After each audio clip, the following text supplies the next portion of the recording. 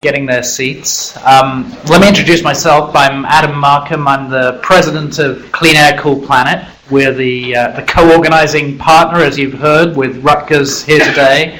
Very grateful for all the help that Rutgers has given. It's great to see all the Rutgers speakers on the agenda as well. It's a great team folks have here. Also want to thank Ann Hoskins and Eric Svensson for all the support of PSEG for this workshop. Without them, the idea would not have got off the drawing board, and in fact the idea was, as Ann said, Eric's in the first place. So we're very happy to have brought that to fruition here.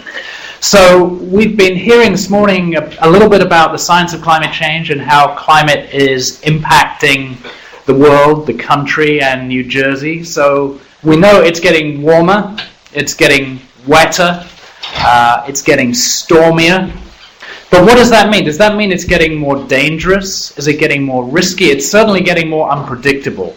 What we're going to be talking about now in this panel is a little bit about the economic risks of climate change for the US and particularly for New Jersey. And so we have two panelists here. The third panelist was unable to join us this morning, unfortunately, but that will give us, I think, plenty of time for discussion prior to lunch. So I'm going to introduce briefly the two panelists that we have, both at the beginning, and then they'll both give their presentations, and as with the last session, we'll have a discussion afterwards. So the first speaker will be Robin Lyshenko, who's the Associate Professor in Geography and Director of the Initiative on Climate and Society here at Rutgers University. And the rest of her bio is here in the papers as well. To save time, I'm not going to go through those. And the second speaker will be Megan Lincoln, who's the Assistant Vice President at Allianz Risk Transfer in New York, and I hope I pronounced Allianz roughly right, at least. And we're going to be talking about modeling the economic impacts, looking at the economic risks, economic vulnerabilities, and this is really, some of the numerical basis upon which priorities are going to be set and vulnerabilities are going to be assessed. As we get into the workshops this afternoon, we're going to talk a little bit more about the ground-up impacts and ways that people are assessing what needs to be done, but here we're going to talk about what the economic risks are. So, Robin, if you'd like to give us the first presentation. Thank you. Thank you for that introduction. Let me find my presentation. So my talk today is on economic vulnerabilities associated with climate change in New Jersey.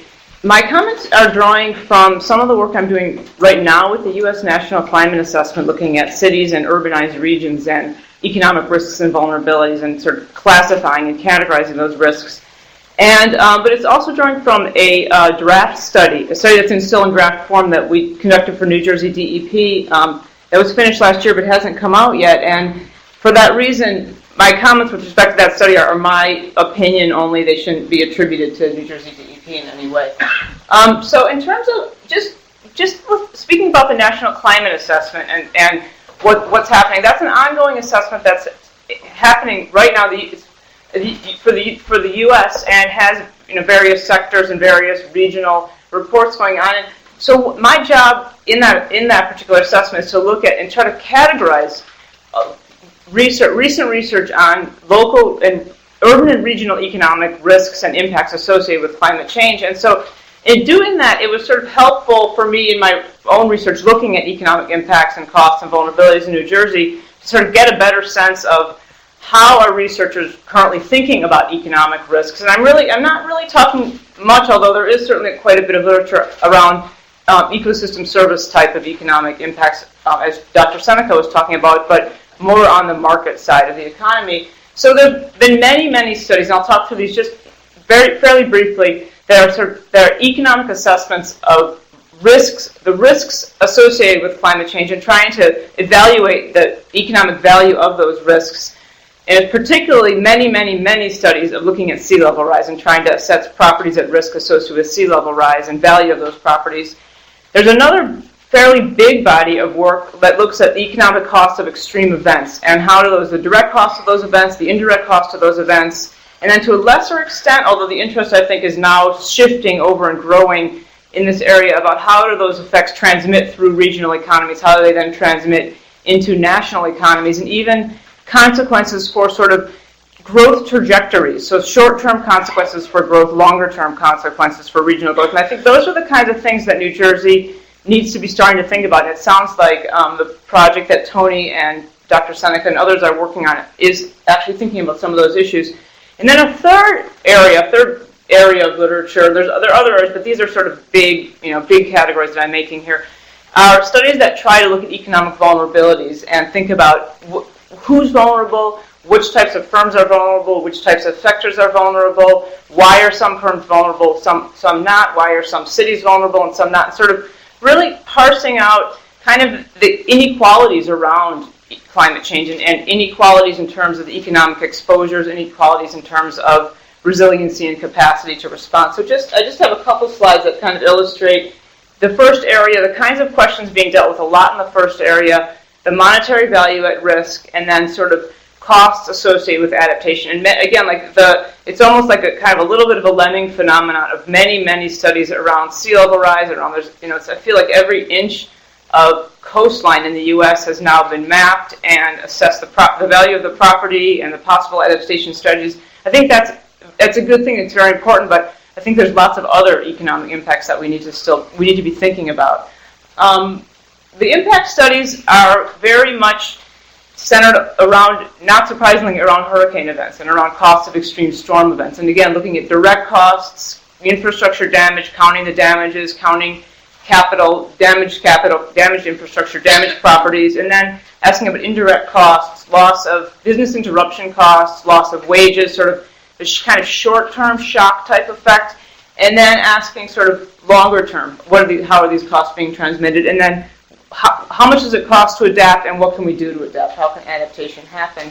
And then just this third category, which I already sort of said, I'll just repeat myself a little bit, thinking about, in particular, how and why, and for what reason are certain places more vulnerable to the economic impacts of climate change, or more vulnerable to the impacts of climate change in terms of their economy? Why are other places less vulnerable? And how can I think that some of the questions being asked here, and also I think very relevant to New Jersey, is how to make the region more resilient to all kinds of shocks and stresses? Because I think, as we heard very well described in the three presentations in the first panel, and particularly Tony's sort of litany of the different kinds of impacts, climate change it doesn't have an economic impact. It doesn't have a manifestation. It has many, many manifestations, and so thinking about the economic impacts of all of those types of manifestations and trying to be a little bit more holistic about how to respond, I think the natural inclination is then to realize, okay, well, we actually need to be resilient to all these kinds of weather-related shocks. We need to, do things that make our economies, do things that make our communities, do things that make our industrial sectors more resilient generally. And so that sort of is a third way of thinking about economic impacts and ways of thinking about economic responses. So just one slide with respect to sector-based assessments. The study that I'm going to be speaking about it goes through, looks at 10 different sectors in New Jersey. And so as part of that work, we looked at what's the literature telling us about sector-based assessments. There's quite a few sector-based assessments globally. There's quite a few nationally. There's many. A number of them very nice ones have been done worldwide, especially for coastal areas, as I've already said, agriculture, health, insurance, tourism. Reasonably good sectoral coverage globally, nationally, and so forth. The sectoral coverage for some of the other sectors that we looked at is much more spotty and much more maybe a very good study in a particular community in Canada, or a very good study in a particular, along the California coast, but not that real sort of comprehensive type of assessment that we need. And particularly, this is particularly true with respect to ecosystems and species habitat. There's huge gaps in our knowledge about the economic impacts, so the impacts of climate change and the economic costs associated for our natural resource sectors. So shifting gears a little bit to New Jersey, in this New Jersey study, it was somewhat, I think, a combination drawing from all of these different approaches and trying to think about taking climate information from regional climate output from 16 different general circulation models based on the New York City Panel on Climate Change's report that came out about I think 1.5 years ago now, using that information and sort of translating it to make projections around New Jersey. And those projections were done by Dave Robinson, who's in our audience somewhere. There he is. I'll show those in a second. But then using that climate risk information to identify critical climate risks across the different sectors that we were looking at, and primarily relying on expert interviews to do that, to somewhat kind of reaching out to decision makers and stakeholders, but more this was almost like a scoping study in a way, and I think a much larger study of this kind would be something wonderful if New Jersey would take the initiative on doing that. But so using sort of identifying critical climate risks and translating those climate risks to identify critical economic risks, and then to the extent that we were able to identify costs and benefits associated with those kinds of risks, we did that through the different sectors. So just a little bit, this is kind of what I said maybe on a slide that I already said sort of in the other graphic, but sort of developing economic profiles of each of the 10 sectors that we looked at, identifying the climate sensitivities of those different sectors using a set of climate risk information that I'll show in a minute, then identifying major economic components at risk based on the climate risk profile, and then trying to estimate types of impact costs. And this was very much focused on direct costs, so we were not doing anything like looking at indirect cost transmissions through the economy and so forth. The scope of this study was very much kind of immediate direct costs of these different kinds of changes. So this is sort of the climate information they were using. This was, as I said, this is kind of what Dave, I think, calls a Jerseyification of the NPCC, the New York City Panel on Climate Change's estimates for the New York region, which were based on, as I said, a number of different, aggregating information from many different projections from the general circulation models, and sort of projecting. So you've sort of seen this is kind of a text table of what you've seen in a couple of the other presentations already, but kind of marching through time. As time moves on, increasingly significant impacts, especially higher mean temperatures, sea level rise projections. I think these projections are actually on the low end. And this particular slide isn't taking into account some of the newer projections, which are even substantially higher than this. And then shifting, we've already heard this in a couple of the other presentations as well, this idea of coastal storms becoming more frequent, the storm surges associated with the storms becoming becoming larger because of sea level rise. So sort of more frequent storms, 100-year storms occurring every 15 to 35 years with higher flood heights and so forth. So that kind of sort of increasing risk, and I think one of the things working on a lot of these climate assessments and climate panels and so forth is in our head we tend to stop at 2080 or we tend to stop at 2100, and one of my colleagues always reminds us that the time doesn't stop in 2100 or 2080. These changes are going to continue, and what we're putting in place the train's going to keep moving, and so we're sort of I think wrapping our head around 2200, 2300, and realizing that these changes although we're not marching them out in our models, that's really what we're talking about. We're not talking about a new static that will stop at 2080 or 2100. And then just more the qualitative way of thinking about things, the types of impacts, the increasing heat index, potential for increases in ice storms, snowfall frequency, all the types of extreme events, again, that we've already talked about, and I think maybe in a way that this slide probably looks a little conservative after the kinds of weather that we've been looking at. Just one slide of pictures. One of them's not showing up for some reason, and I don't know what happened to that one. That's actually my porch. This was our snowstorm, and my flowers just sort of wondering what happened and what are we doing with all this snow on us. But this kind of the unexpected, expecting the unexpected with climate change and being prepared for the unexpected. There it is. And these other three are Dave Robinson's, or I give credit to Dave for pulling these other three slides and labeling them. So in terms of the climate sensitivities, I just have one slide that kind of overviews all of the sectors, and the ones highlighted in bold are the ones that I'm going to talk. Mostly I'm going to talk about agriculture, actually, then a little bit less about tourism, and even less about transportation for time limitations and so forth. I don't know what the question marks are. That was sort of a Mac translation, I guess. Those aren't intentional. Those aren't part of the, oh, maybe they could be. So in going through significant types of climate change, exposures and sensitivities across the sectors on many dimensions. And so this is where it starts to get, you start to try to wrap your head around trying to quantify and assess economic vulnerabilities. You're thinking of many, many different things.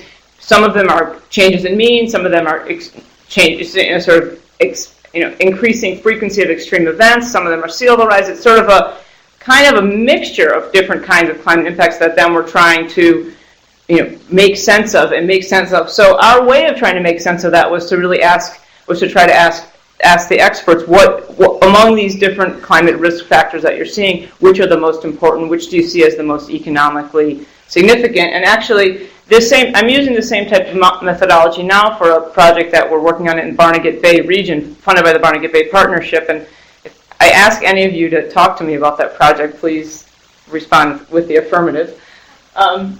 It may happen. So just let me just show you one of the sectors. Take a quick look at one of the sectors. So the agriculture, it's actually a relatively small sector in terms of its sort of overall, its direct contribution, its sort of product sales, less than $1 billion of agricultural product sales. But that very much underestimates agriculture as sort of the food processing industry in New Jersey connected to the agricultural sector, as well as the multi-billion-dollar landscaping industry can also connect it to the agricultural sector. So actually sort of a set of sectors, although I'm focusing very specifically stovepipe like on agriculture, it's sort of a network of other sectors very much connected to agriculture. Agritourism, a growing sector. It's also, agriculture is sort of a very land-intensive. It's 16% of our land at the moment. It's quite a bit of our preserved land is in agriculture. And one other tidbit about New Jersey's agriculture is that it's incredibly productive. It's the third, in terms of productivity per acre, it's actually the third highest in the nation. So we are the garden state and so forth, and we're still that. We still have that identity, but agriculture. It's a very significant, small but very significant sector, and also for cultural reasons, aesthetic reasons, and so forth. Domination, production, maybe surprising to some who thought it was fruits and vegetables and so forth. It's actually greenhouses and nursery crops. So crops that are already grown under controlled conditions, and I think that has significance for starting to think about adaptation, because they're already doing a lot to adapt to any kind of climate fluctuations within the agricultural sector, and within other sectors as well are already dealing and doing with things to adapt. So nurseries and vegetables and fruits are sort of the dominant ones. Small farm size in New Jersey, many farms with revenue less than $10,000, 70% of all the farms. So many New Jersey farmers are obviously doing something else. They're farming, but they're also doing something else. So it sort of has kind of a big footprint in terms of its sort of numbers of people involved, the amount of land involved, the amount of sort of interest in the cultural value as well. Some of the commodities, just major commodities, horses, blueberries. Blueberries were already mentioned, and I'll talk about them again in a moment. Just a couple maps. I'm a geographer, although I didn't make these maps. They're agricultural product sales. So where is agriculture important in New Jersey? This isn't any surprise to most of you who know the state and know the geography of the state. Very significant in sort of southern coastal plain, western New Jersey, and so forth. Not so much going on like Essex and Hudson County. With respect to agriculture, though, if we shift down from a county level to a municipality level, this is where the importance of the local importance of agriculture starts to come out a little bit more, where there's many municipalities with a very significant portion of their land area under agricultural assessment. So these are places where we would, if we were thinking about economic vulnerabilities around climate change or agriculture, by definition, is a climate-sensitive sector. And if we're trying to tag that to regions, this is a very effective way to do that. To think about, well, which of the regions have economies that are in one way or another dominated by this particular, by agriculture, by natural resource-based sectors. So Western, so the whole sort of length of Western New Jersey, many places with that kind of profile. So the types of climate sensitivities, we actually have heard about these a little bit already from I'm starting to blend the presentations, but I think it was Tony's presentation. High rainfall events, hail events, that kind of thing is sort of a very significant. That's a thing that I think was sort of coming up as one of the biggest concerns. The idea of warmer winters was also a concern because it expands pests and it sort of has an economic cost because of the different kinds of insects that farmers are going to need to deal with. Warmer summers and warmer summer temperatures have been discussed generally as often as thought of as a potential benefit for agriculture, longer growing season, potential for maybe more higher value types of production. But there's sort of some downsides to that as well, disease and vector, pests and disease are an obvious one, but sort of other kinds of constraints like water supply constraints are another issue. Heat and drought, another stress on agriculture. Carbon dioxide, that was already mentioned in Dr. Knowlton's presentation with pollen, and I think this slide, my last point kind of makes that point again, that although I think I've been doing believe it or not, climate change impact work since the late 1980s.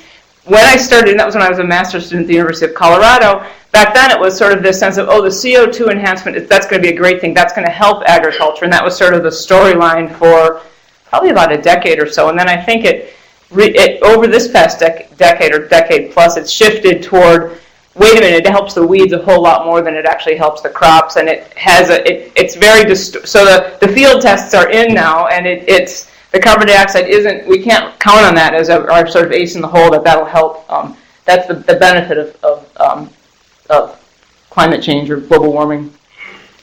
So thinking about key risks, and Tony actually did a great job of already talking about berries and berry production. That was what was coming out in our discussions as well, as sort of berry production as being not just the varieties, but also sort of the soil conditions, this kind of unique conditions of southern New Jersey for berry production. Well, that was sort of the whole sector kind of at risk. With respect to vegetables, it was more nuanced, that we could switch to different kinds of vegetables that are more suitable for warmer weather. So not as clear-cut a sort of negative portrayal. The same with perennial fruit crops, although the timing there takes, I think about the estimates are something like 7 years if you pull out your fruit trees and put in different ones before you're getting new fruit. So it's really more of a longer-term type of adaptation strategy that farmers need to think about rather than kind of a year-to-year planting decision. But again, like the idea of not necessarily that we'll lose our fruit crops, but really that we'll be producing different kinds of fruit crops and potentially looking maybe more like, as one of the slides showed, maybe more like a North Carolina type of profile. Heat. Animals don't like the heat, as probably those of you who have dogs and cats and so forth know. Heat certainly increases disease vectors that affect animals. But interesting, I pointed out the nursery industry, greenhouses and so forth, that they're already using controlled environments. And so there is a sense that the economic risk or the climate risk, to the extent that they have to add on to these controlled environments and expand their use of controlled environments and have less and less stuff kind of just growing naturally in the fields, that's sort of kind of a significant economic risk or potential cost. Just a couple of going back to that initial framing where I was thinking about value at risk and types of impacts, berry production in particular and the potential for losing that sector. It's a very substantial sector, $110 million a year alone in the combined berry production, but a very large value at risk in the sort of southern coastal plain. And so I think the value at risk studies, we tend to think, we're going to lose all of this, and I don't think that's at all the intention of these kinds of numbers, but it's really more an intention of a recognition of what is the value at risk, how and where can we protect that value. And then just one illustration of the many extreme events, 2009 was a particularly wet year. We've had so many wet years that it's hard to keep them straight, but that was a year where we lost about 27% of the wheat crop simply because of overly wet conditions. And so that the one-day hailstorm, which can, if it happens at the very wrong time, wipes out the entire $1 million crop of peaches on one farm. So that those kinds of sort of extreme events, those very sudden shocks that can cost a lot of, have a lot of damage, as well as kind of these long-term trends which may make certain types of agriculture less viable, or certain types of very productive agriculture less viable. Just some adaptation costs, another side of the puzzle, another piece Thinking about costs of weed control. I don't know why this was such a striking example for me, but this was actually pulled from our study that we recently finished with in New York State, a much more expansive study, which I have a slide for at the end. Florida right now requires like 15 to 32 applications of an insecticide to kill a sort of normal, very common sweet corn pest. And New York currently requires 0 to 5 applications. And sort of the implication is that as New York's climate and New Jersey's climate as well becomes more and more like Florida's, we're going to be looking at doubling, tripling, quadrupling the kinds of insecticide applications. And that has not to just the cost is the least of it in terms of health effects on workers, health effects on all of us of having those additional pesticides being put on our agriculture. And so that's one of those costs that sort of farmers are certainly very aware of, and people in the agricultural sector, but also I think a huge public health connection. Expansion of irrigation was sort of raised quite a bit as a potential adaptation, a potential way to deal with drought and water supply shortages and the insecurity of water supply. But we're already almost maxed out at how much water if I had done the water sector, you would have heard that, at how much water we're using now. So that isn't, whether that's a viable adaptation for anything but the most very highest value agricultural products is I think it's kind of unlikely at this point. More and more uses of controlled environments. I think that was what we heard a lot as a potential strategy for agriculture, and that is the control. The sort of, you've seen them all. The greenhouses under roofs. The public has kind of a knee-jerk negative reaction to them, I think, and so there's sort of many of these adaptations. In fact, I think I'm kind of running through them as if all of them are sort of, we can do this, and then we can do this, and we can do that. But each and every one of them has its own costs and its own kind of ripple effects and its own kind of constituencies that maybe aren't going to want that adaptation to happen. Our New York State study that I mentioned I actually worked on the component on equity and environmental justice, and we were looking specifically at different types of adaptations that New York was thinking about, and then talking to people in the environmental justice community and kind of doing our own assessments of where are the likely unintended consequences associated with adaptation, the unintended economic costs or the unintended environmental costs, and who will bear those costs. So those are a lot of those kinds of economic issues, which I get to talk about because I'm an economic geographer, although I am an economist as well. That those kinds of economic costs don't necessarily come to the forefront when we're thinking immediately about what are the costs of climate change. So then just a few slides on some of the other sectors. Tourism, of course, a major industry in New Jersey, much larger industry than agriculture. Although tourism expenditures, these are the numbers from 2010 from the Vantage Strategy assessment for the state of tourism in the state, and it's sort of down by a number of billions from what it was about 4 or 5 years ago, but still a very substantial sector in terms of revenue, a very substantial sector in terms of tax revenue, in terms of local tax revenue in particular, a significant employer, a very large private sector employer, and Atlantic City is still a very significant player in Atlantic City was mentioned in one of the other talks, a very significant player in our tourism sector. Just thinking about the shore and starting to think about regional and spatial kind of concentration of risks associated with climate change, it's still about 2/3, 60% roughly of the state's tourism industry is really concentrated in the shore, in the sort of shore region, from the central shore, southern shore, Cape May, and so forth. So it's sort of a very significant piece of concentrated economic risk around tourism and around all the types of economic impacts and all the types of physical impacts and then economic impacts that we've heard about already with respect to the shore and the coastal zone.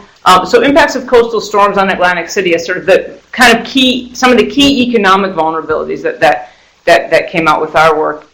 Potential for very short term, even 1 or 2 day shutdown, 3 day shutdown in Atlantic City, sort of tens of millions of dollars each day, even just in kind of the average, not necessarily the peak of the season types of losses. Coastal storms on beaches and boardwalks, another multi-million-dollar risk every single year already for many towns. spending large sums of money to keep those beaches and boardwalks, raising the beach tags in order to compensate and pay for that. The impacts of sea level rise, that's kind of a no-brainer. Sea level, we have billions of dollars in coastal properties at risk. Even just the estimates are something like $1 billion at risk, even in just Ocean County. So the entire, sort of very substantial economic risks. And I think Megan's going to have a little bit more to say about them in her presentation. And already seeing, sort of insured losses in the hundreds of millions, which I know Megan's also going to be having some words about. And then just finally, just a little bit on transportation. Rising, so transportation, another, in a way, a parallel with we think about coastal tourism and the concentration of value of the tourism industry. The transportation sector has that same type of concentration, tremendous concentration of our highest value transport hubs, highest value sort of transport nodes and so forth, in generally at sea level, below sea level, the connections between New York and New Jersey, all of that stuff potentially, at risk for sea level rise, at risk for storm surges associated with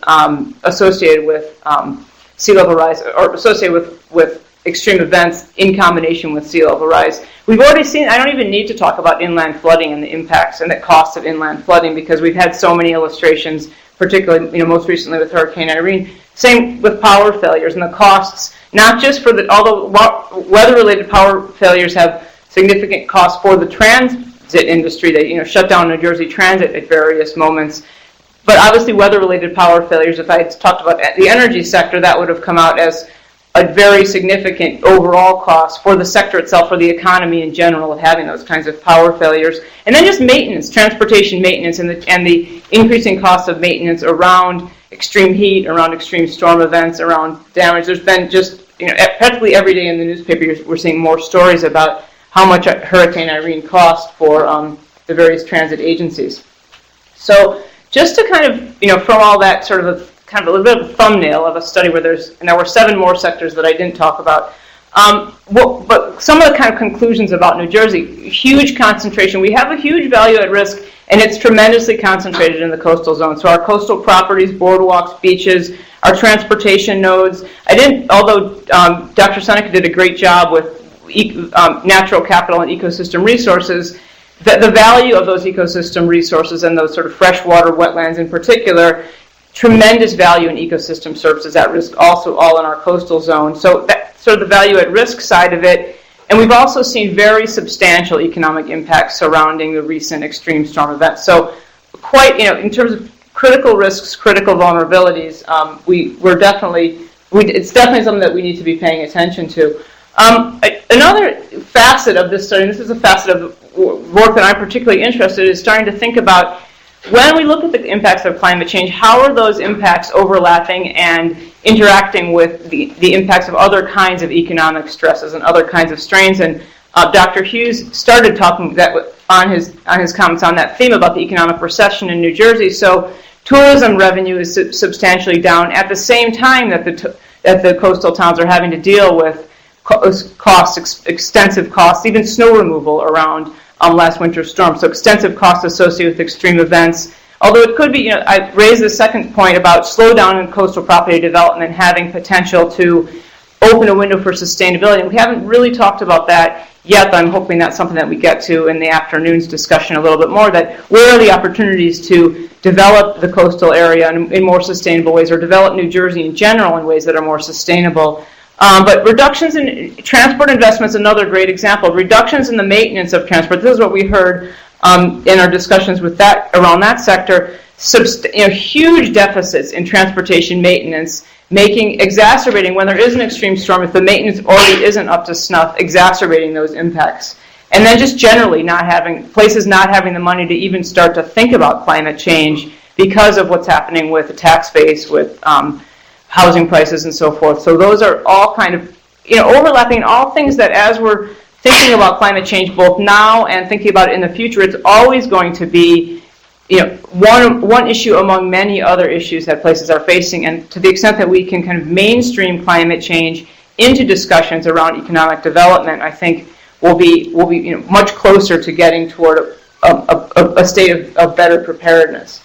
And then just one kind of last slide on climate resiliency and comments. what we saw from what was kind of the positive note around the study and around the sectors was the incredibly high level of adaptability that New Jersey's economic sectors already display. That many of them are accustomed, they already deal with a very dynamic economic environment. They already deal with a dynamic environment, sort of natural environment. Tourism in particular, transportation, fisheries. The fisheries sector was one that came out a lot. The agricultural sector is already responding to and dealing with so that the issue of the resiliency and defining resiliency in terms of ability to respond to shocks and stresses already showing those kinds of evidence in sort of historical performance and sort of the way and so my thought is using our lessons from how we've already adapted to how the tourism sector is already adapting, for example, to competition from casinos that are now popping up all over the region outside New Jersey, identifying ways to build on the kind of natural resiliency and adaptive capacity that these sectors have and applying that to think about responding and adapting to climate change. And I'm hoping this afternoon's discussions can foster some of those kinds of conversations. So just, this is the New York State study. It was released also right before Thanksgiving, terrific timing for the news cycle. And it's available. If you Google that title, you'll find it. It's a 600-page study. It's extremely detailed. It was sort of I'm trying to remember it. I think the budget was somewhere around 25 times bigger than the study that we did for the New Jersey DEP. And so I would love to see New Jersey, if anyone's listening, supporting a substantial investment in resources. And there were 50 scientists involved, and it was a 2-year effort. But it's made an impact, that study, and the kind of connections and stakeholder involvement that study was able to foster has really. New York State, frankly, is ahead of us right now. I don't want to create too much of a state-to-state competition, but in this area, we have a little bit of catching up to do. And then this was already mentioned, this IPCC report, but I just wanted to put that up. That this is the summary for policymakers. This will be a very important report. The summary for policymakers has just come out, and the full report will be out in February on using sort of the lessons from disaster risk reduction to channel and to sort of help us build capacity to adapt to climate change. And so I think for those of you interested in those kinds of questions, this will be a very good resource to look at. Thank you.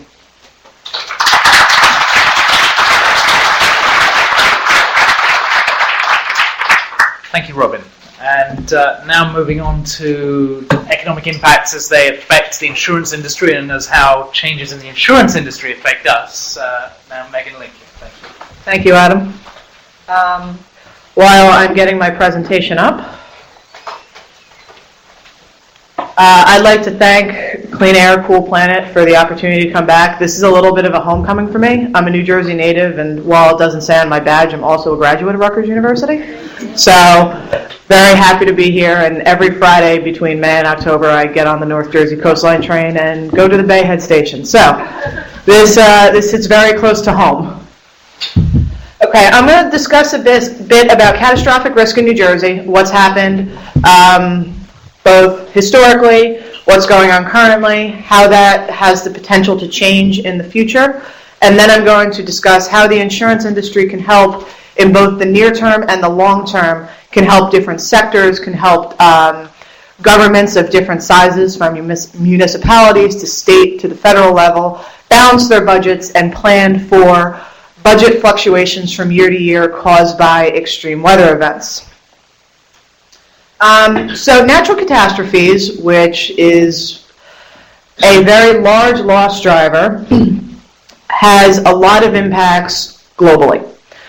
In 2009-2010, the insured losses alone from the Northern Hemisphere winter were $2.6 billion.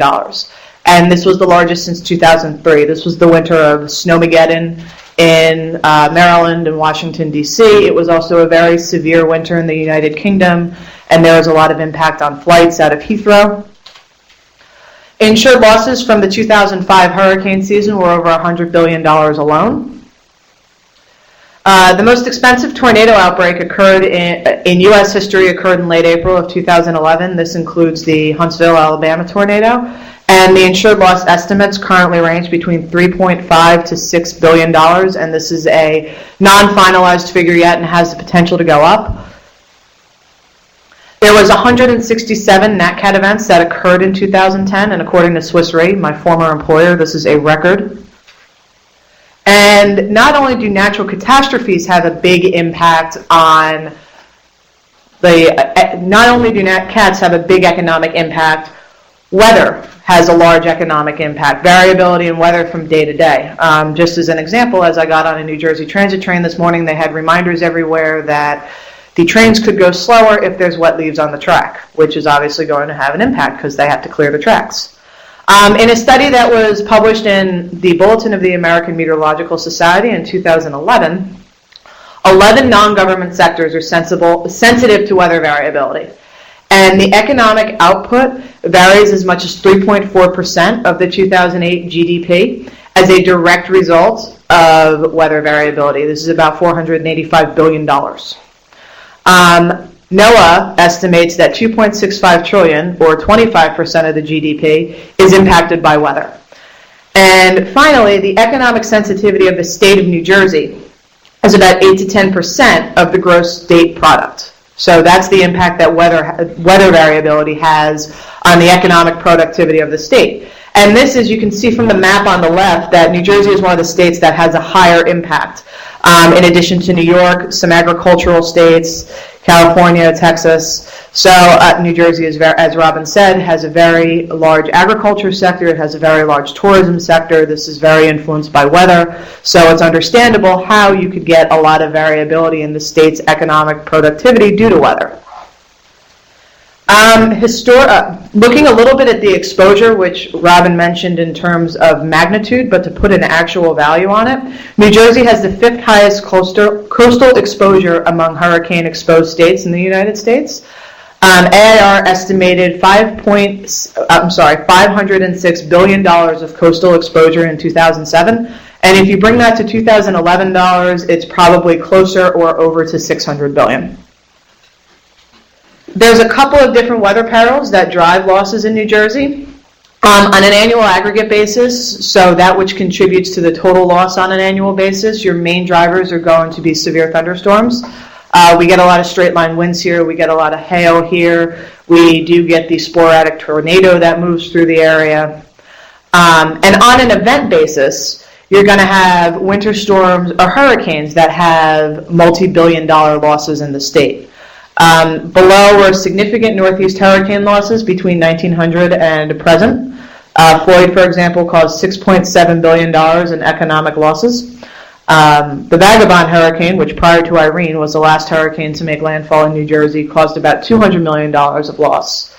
And even Irene pales in comparison to the middle part of the 20th century, where there were events that would cause today upwards of $40 billion in insured loss. Economic loss, my apologies. To look at some more, to look at some events on an event basis, the Ash Wednesday nor'easter of 1962 was a very large event for the state of New Jersey. It cut new inlets on Long Beach Island. Avalon lost 6 blocks, and there was 45,000 homes that were lost or destroyed, and access was prevented on LBI for weeks. We haven't seen a nor'easter like this since that point in time. My parents have a house in Lavallette, and even during the snow, we were still able to get down to the island to check the house and make sure it was okay. Hurricanes are probably the ones of larger concern, because even though New Jersey hasn't been hit by a major hurricane in many, many, many, many years, the potential exists. On the left is return period in years for Category 1 hurricanes, which is anywhere between 15 and 30 years in New Jersey. But the return period for Category 3 hurricanes is much longer.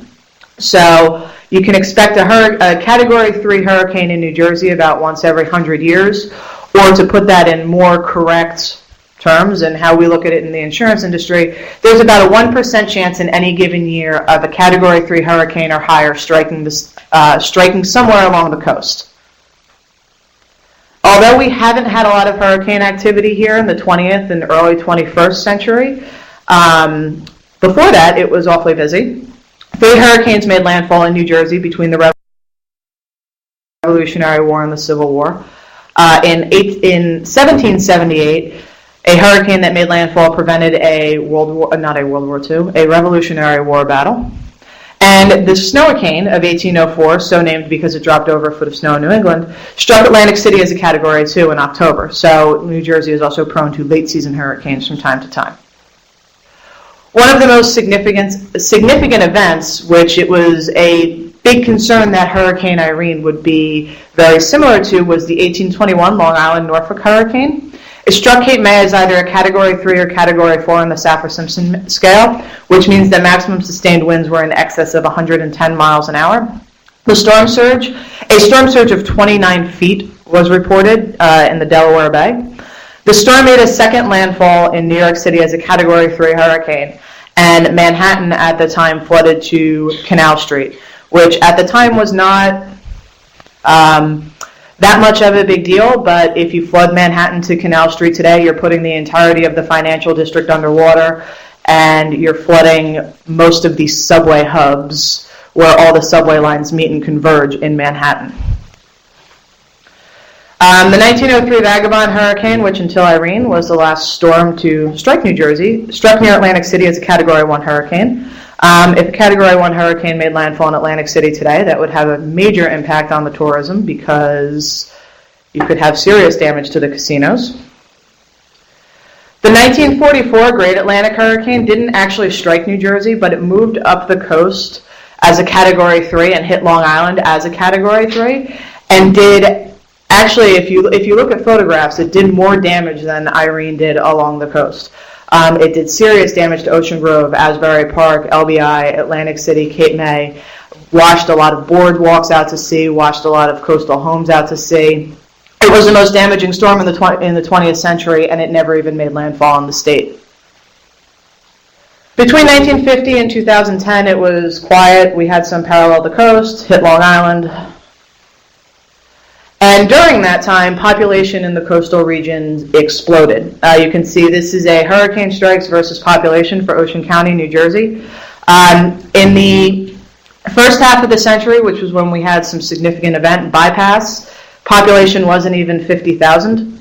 And now permanent population in Ocean County in 2010 is 10 times that. It's now 500,000. And if you consider the fact that the beaches are most popular during the summer season, which coincides with hurricane season, the tourism population causes that number of people to spike between the months of July and September. The most significant event to impact New Jersey in the last 60 or so years was Hurricane Irene. And Hurricane Irene was actually a very well forecasted storm. Between 48 and 72 hours out, the National Hurricane Center forecasted that Irene was going to move up the coast, hit the barrier islands of North Carolina, move back offshore and make a secondary landfall in the state of New Jersey, and go up the barrier islands as a hurricane. This prompted a full-scale evacuation of all barrier islands, coastal communities, Hoboken, downtown Manhattan, and Jersey City. It completely shut down mass transit. Metro North, the PATH, the subway, New Jersey Transit were all completely and totally halted, and the Garden State Parkway was closed south of exit 98. I don't think anybody can forget Chris Christie getting on television and telling everyone to get the hell off the beach. The impacts of Irene were significant. It was the first hurricane to make landfall in New Jersey since 1903. It destroyed promenades and piers along the coastline, but more significantly, it caused severe inland flooding and prolonged power outages in central and northern New Jersey, and it was the worst flooding in New York and Vermont in over 100 years. Currently, the losses for Irene are estimated at $15 billion, and there's $3.7 billion in insured losses that are estimated for the event as a whole, from North Carolina through Vermont.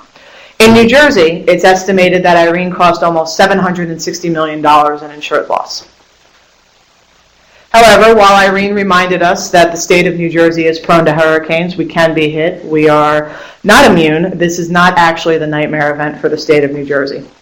In 2007, AIR, which is a catastrophe modeling firm, and the Insurance Information Institute teamed up to look at what the worst case scenario is for hurricane losses in the United States and produced a series of different scenarios that could occur.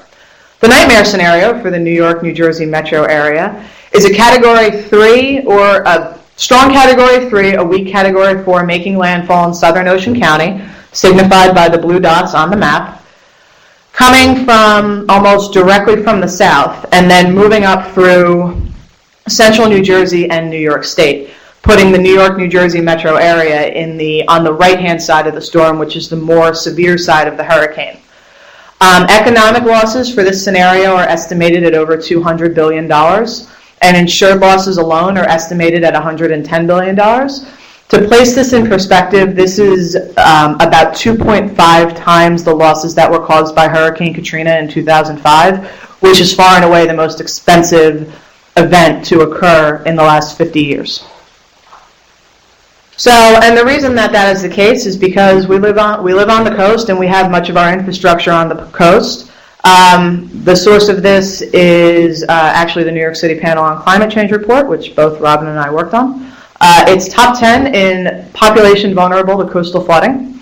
It's second only to Miami in assets exposed to coastal flooding when you think about the airports, Hoboken, Jersey City, New York. Second only to Tokyo, Japan for assets exposed to wind damage. And under a business as usual climate change, IPCC climate change scenario, $2.5 trillion in excess could be exposed to sea level rise by 2080. I'm going to skip this slide since Robin already showed it. But do discuss a little bit about the possible impact of weather events and climate change. That report by the IPCC was very interesting. I'm looking forward to reading it. And it is impossible at this time to determine the impact of climate change on a single individual event. Nobody can say that snowstorm that occurred in October was the result of climate change. Nobody can say that Irene or Katrina was the result of climate change, nor was the nor'easter that we had last Christmas. But what can be done, and this is from a study at GFDL, is look at how the frequency and severity of events is expected to change, which gives you an overall higher point of view onto what changes can be expected.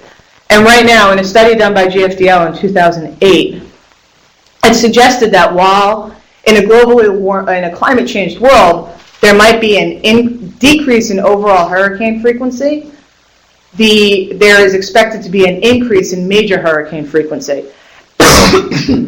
Excuse me, I'm getting over a cold. And major hurricanes, while right now they only account for 20% of all hurricanes that form, they're responsible for 80% of the damage. So how can the insurance industry help different sectors, help states, help municipalities plan for this? Well, the insurance industry can do it in two ways. The first one is reducing near-term budget fluctuations. And this is done by what's called index-based weather cover, index-based weather insurance. And this is just a simple, transparent solution which allows states or municipalities to receive funds to offset costs that are incurred by weather variability. So hypothetically, let's say the state of New Jersey, or let's say the city of New Brunswick, budgets $10 million for snow removal. And they feel as though they are capable, with $10 million, they can cover 25 inches of snow in a season. And let's say that New Brunswick receives 50 inches of snow. That's obviously going to be an impact on their budget because they're still going to need to clear those additional 25 inches of snow. It just can't sit there. So what the insurance industry can do is we can go to a municipality or we can go to a utility company like PSE&G and say, you know, for every inch of snow in excess of 25 inches, we'll give you $500 million to defray the costs. And you guys can start to get that payout. Once the snowfall is in excess of 25 inches, you don't need to prove any losses. These funds will become available for you immediately. And this is good because, A, it's a very simple structure. It's easy to understand. Snowfall amount is easy to understand. It's something that's easily attainable. And because you don't have to go through the whole process of claims and demonstrating losses, you can get the funds very quickly. So it would allow the states or the government or the municipalities or the utility company to be able to collect funds quickly to offset the losses that it incurred by having to remove this excess snow or paying overtime or sending people out to repair electrical wires. So this is the benefit of the insurance industry in the short term. And the other benefit is since these are relatively new products, they've only been around for about a decade, it's very easy to come to a company and say, this is what we're looking for, this is our budget, how can you help us, how can this be fit into our budget, and what sort of cover can you offer us? So that's one way, and this is the near-term perspective. In the long term, the insurance industry can help planning for future financial costs. To price insurance cover for natural catastrophes, the insurance use what are known as catastrophe models. And these models are computer models that combine scientific, engineering, economic, and financial principles that provide insurers with projections of loss severity and loss frequency, because that's how you're going to calculate your premium. And one aspect of the model is what's known as a hazard set, which contains hundreds of thousands of physically plausible but not necessarily historical events, such as earthquakes, hurricanes, floods, blizzards, and tornadoes that could possibly occur and affect a given location. The input is a portfolio that contains information about location, construction, and value of each individual risk. And the output gives expected loss values across return periods and an annual average loss. So for a given portfolio of risks, say a homeowner portfolio that is well distributed throughout New Jersey, we could put it into a catastrophe model, and we could calculate what's the 100-year loss, which means what level of loss could we expect, or what's the 1% probability of a loss occurring of a certain level. And like I said, this is based on what the characteristics of your portfolio are. So, and the models can be tweaked to account for climate change by essentially changing the hazard events. You could change their severity, you could change how often they happen, and if you input the same portfolio using a changed hazard set, you could get the output, you can get the losses that reflect the losses expected under a climate change regime. And this just doesn't have to be private insurance industry portfolios. Any state, any municipality, even the federal government can say, here's our schedule of values, here's where we have risks, can you please run it through one of your models and let us know what's our 100-year loss now, what is expected if you double the hurricane frequency, double the Category 3 hurricane frequency or greater. So they're a very powerful tool because they take the science and they can translate it into the economics and into the finances. And while it's a model, so the numbers aren't going to be perfect, it gives you an idea of magnitude. Swiss Re released a study in 2010 looking at this for the state of Florida and found that the expected losses in Florida under increased hurricane frequency could go up to as much as $30 billion a year, which is a large portion of the state's gross state product, so GSP.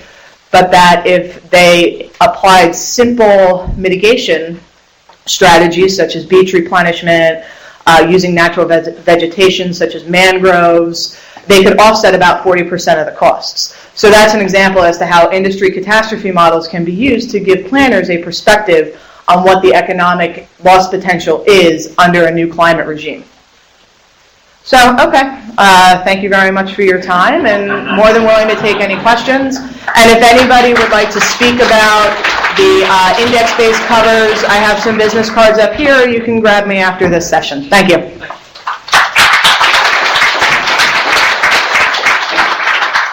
So we have, I hope you absorbed all that information. There was quite a lot there.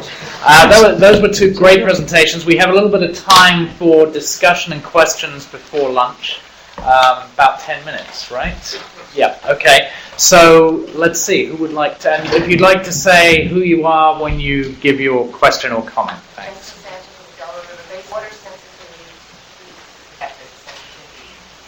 Water sensitivity to heat. Yeah, I'm not sure about that, about the answer to that. I think it might have been heat waves rather than drought. Is that what you were maybe? Well, I guess, yeah, water, it would affect water quality, I guess. Yeah, so that should have been. And you talked about it so much later with crops and Yeah, it might have just been an oversight. We might have been thinking about heat in a particular way, okay. and then not thinking about it more in a more general way. I would. But yeah, no. And demand and energy and there's such a linkage to everything. Yeah, I think it was temperatures checked, but not heat. So yeah, I think that was it. That we just were thinking temperatures, but I think it was sort of a. again, I think it actually does raise the issue of when we're thinking about climate change and impact, all the manifestations of climate change and what they mean. It requires more than just a single word often. Okay, another question at the back there. Yeah, Eric Stiles with New Jersey Audubon. When I think of the political knee-jerk response to climate change, it takes me back to democracy and the handling of Copernicus. And here you are. I don't say it as a hyperbole. I mean, it's very used by all of us in this audience. We're in private industry and academia. How do you, despite that political thought or that knee-jerk response, engage in dialogue with government institutions in particular? The citizenry recognizes the change occurring, and we seem to be in a kind of a policy law. I mean, I think one of the ways that I found actually in talking with people who are, and I think many of us who work on the climate change issue, talking with people, and my students, and those are the most of the people that I talk with, are my students who are the future taxpayers of New Jersey, if not already.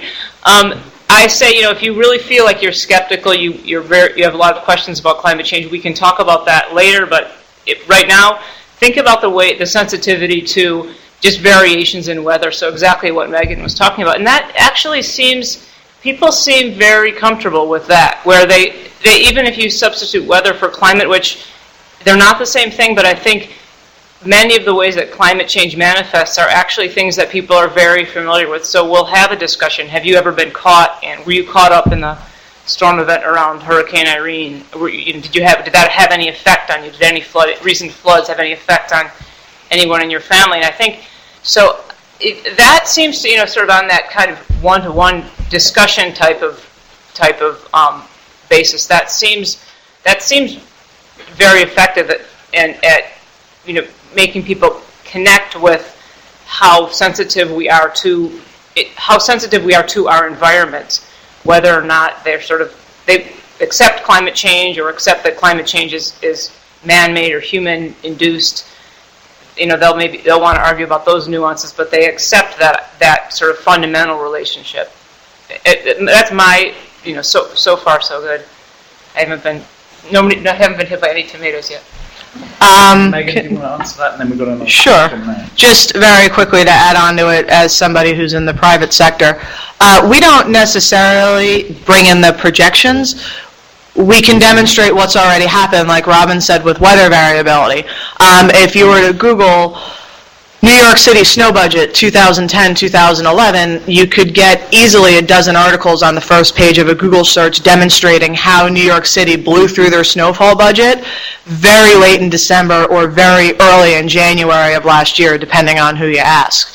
So to just go to the government and say, here's actual evidence that weather variability does impact your financial health and your budget and what you need to plan for. We can help you with that. Here's how. And then climate change could be brought in. And the way to do it is to say there's already been events historically that have impacted you negatively. So there's no reason to think that there's not going to continue to be severe seasons and there's not going to continue to be unplanned for events that you need to consider economically. Thank you. A question from the gentleman over there. Mitch Erickson with DHS Science and Technology.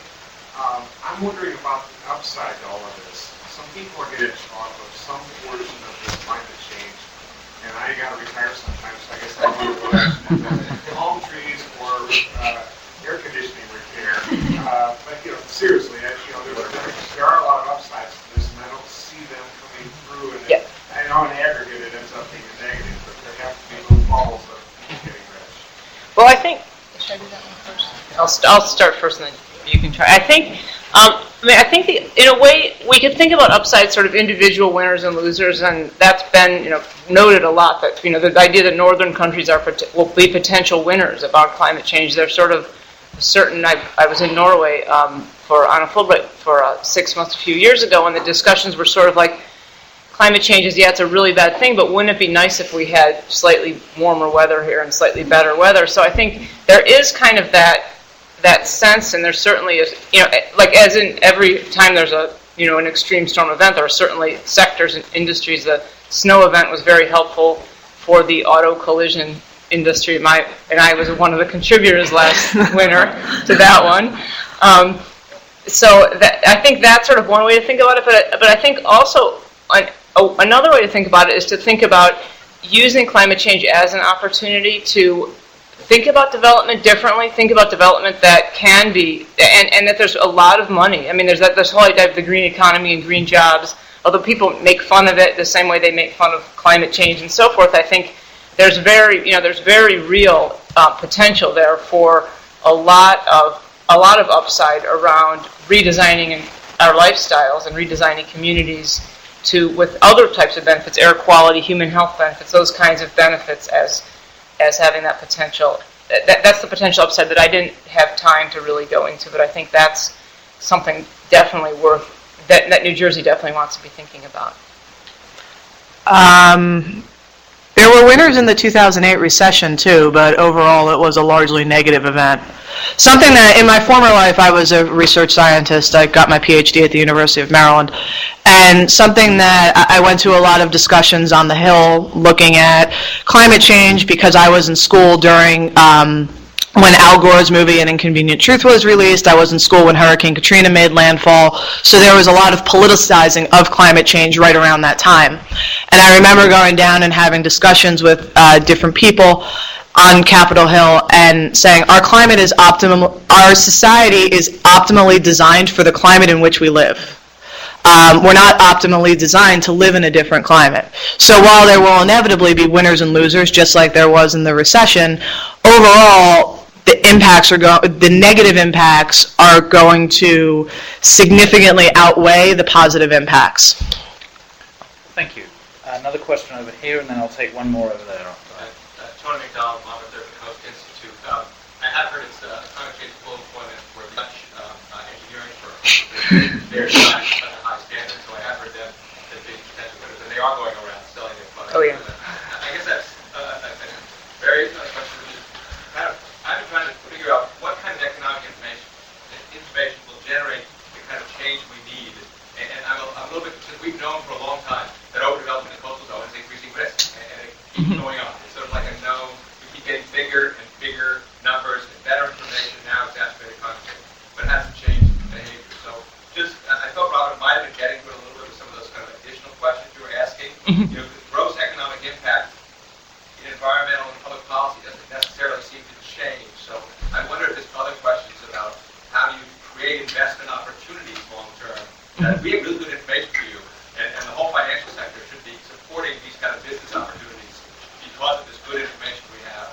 So I just wonder if you have any thoughts on that. I feel like we told the story better now, but I'm sure it's going to work. Well, I think that one of the things to consider is that even though we know it's dangerous to develop the coast, there's a demand for it. I mean, I myself am guilty of that. I have spent every summer in La Valette since I was born. But one of the negative, something that I think encourages negative behavior is government-funded insurance schemes. For example, the NFIP is terribly, terribly, terribly underfunded because they do not charge the actual premium that they should charge that's commensurate with the risk.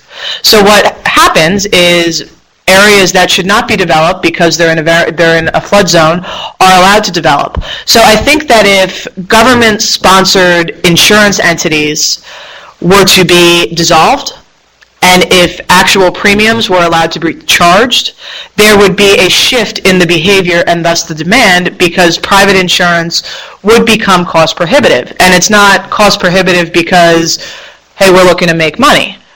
We actually need to price what the risk is and account for the fact that we need to pay out our losses. So I think that one of the things that does perpetuate this negative behavior and this ongoing development in dangerous areas is the fact that the government has come in various places, federally, Florida, Louisiana, Texas, and has said, you guys can build here because we'll insure it because you're not going to be able to buy it from anywhere else. So I think that's a big part that could potentially deter ongoing coastal development, dangerous development, and continued reckless development. Whereas if you had private insurers that could go in and charge the premiums they want, they could then give discounts if a house is retrofitted or if a house is built to a higher quality standard because the damageability of that house is less. So it's really about being able to pay for what you absorb, for the risk that you take on by living there or having a business there.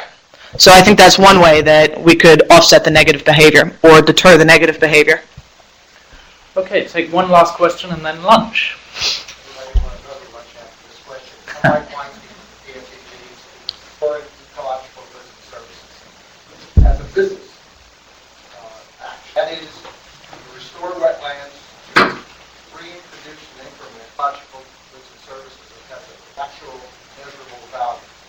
Production of fisheries, plus to industrial activity. I was down on the coast, and it was very noticeable to me on these wetlands that are being Hurricane Irene did considerable damage. And the damage is relatively easily quantifiable from the regulatory perspective, because under the property by emerging grasses in this wetland.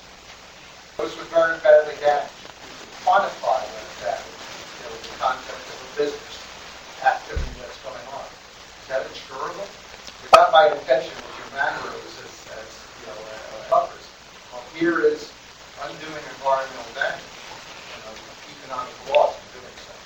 Yes, because essentially with the index-based weather cover that I was discussing, almost anything is insurable.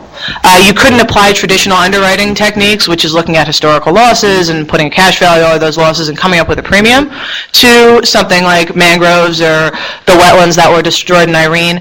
But what could be done, and Swiss Re actually executed a transaction with the state of Alabama, is put a box around the coast and say anytime a Category 1 hurricane or higher passes through here, we need a payout because we know that we're going to incur serious damage and that the mitigation efforts that we have put forth are going to be undone by this event coming through the state. So with using this index-based cover, that's where you can get an insurance cover for unique and non-traditional risks. So yes, the short answer to your question is they can be insured. And should you like to talk about it further? Good, thank you. So thank you very much again, Robin and Megan.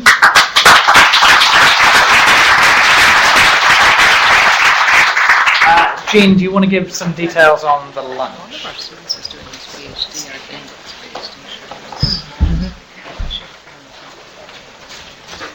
Joe Seneca said I could be a wedding planner after this, and I feel pretty prepared. Thank you to the panel. Thank you to Adam Markham from Clean Air Cool Planet. That was a really great session. We have a really wonderful lunch planned for you, and you get to get a little bit of exercise before you get to eat. We're going to be walking to the Heldrich Hotel. It's a 2-minute walk. It's not raining. It's actually quite mild out. So you can follow a variety of folks from Rutgers, any of the Clean Air Cool Planet folks, PSE&G folks. We're going to be going out the main door and across the street and to the left a little bit. There'll be some students out there helping to direct to. Lunch is at 12:30. You can seat yourself. It's not seated, and we'll be starting with some lunch speakers.